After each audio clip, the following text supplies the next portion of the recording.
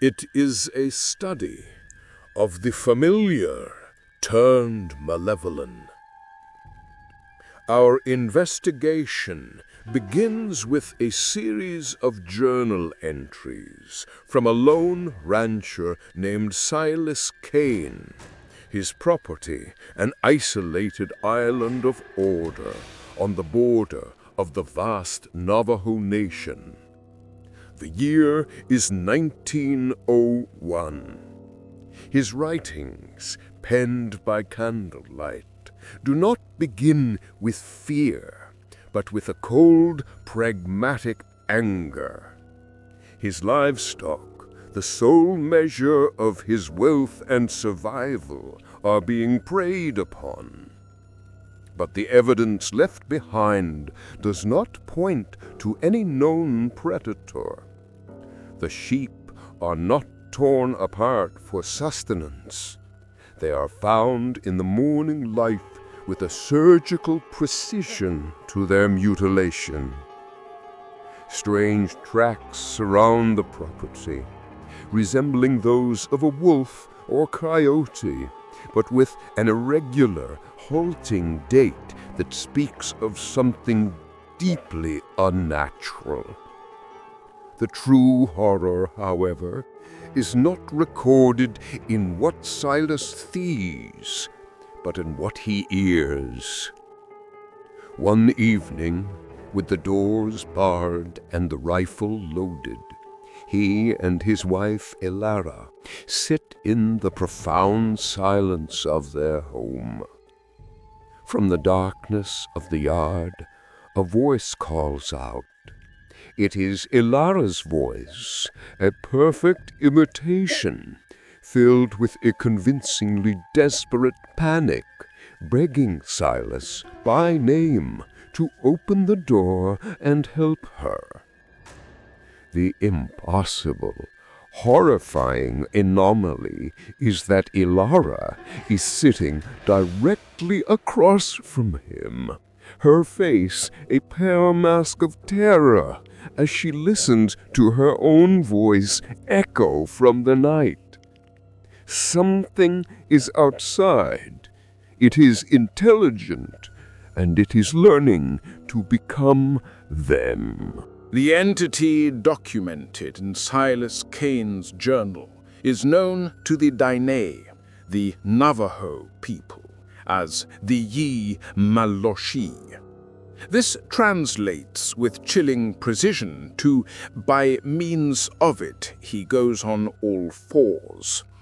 It is a critical error to classify this subject as a cryptid or a natural beast. According to all collected law, the Skinwalker is explicitly and unequivocally a human being. It is a witch, a malevolent medicine man who has made a conscious, deliberate choice to subvert the foundational principle of their culture, Hojo. This is the concept of living in a state of harmony, balance, and beauty with the natural and spiritual world. The Skinwalker is one who has embraced the inverse path, a path of imbalance and disharmony through the pursuit of forbidden power. This power is not granted freely. It is purchased at a terrible cost. To begin the journey down this crooked path, the individual must commit the ultimate taboo, an act so profane it shatters their connection to the sacred order. They must murder a close blood relative, often a sibling. This act of profound spiritual betrayal is the source of their power, the key that unlocks their ability to pervert the natural world, to cause disease, to steal life, and to walk in the skin of another. The metamorphosis from human to animal is not an act of elegant magic, but a grotesque, physical ritual. The Skinwalker does not simply will itself into a new shape. The law is consistent. The process is one of gruesome, deliberate defilement, a ceremony that mocks the natural order. The central component of this ritual is the hide of the animal the witch wishes to become. The skin of a coyote, a wolf, a bear, or a cougar is not merely worn as a disguise, it is used as a spiritual and physical conduit. Through a profane incantation, the witch dons the hide and begins the horrifying process of usurpation, their human form twisting and contorting as it forces its way into the stolen shape of the animal. The resulting creature is a horrifying mockery of the original. It possesses the speed, strength, and heightened senses of the beast, but it is often larger, its proportions subtly wrong. Its eyes, even in animal form, are said to retain a disturbing, malevolent human intelligence. This perversion of nature grants them not only physical prowess, but the ability to move with unnatural speed and, most terrifyingly, to perfect the art of mimicry, replicating any sound, from the cry of a baby to the specific voice of a loved one. The narrative detailed in Silas Cain's journal documents a clear and terrifying escalation. The random acts of mutilation give way to a focused, intelligent stalking. A specific animal, a coyote of unnatural size, begins to patrol the perimeter of his ranch. It watches the house for hours on end, not with the skittishness of a wild animal, but with the patient observation of a hunter. Its behavior becomes increasingly aberrant. Silas notes how it tests the latches on his gates with its muzzle, how it stands on its hind legs to peer over fences when it believes it is unobserved.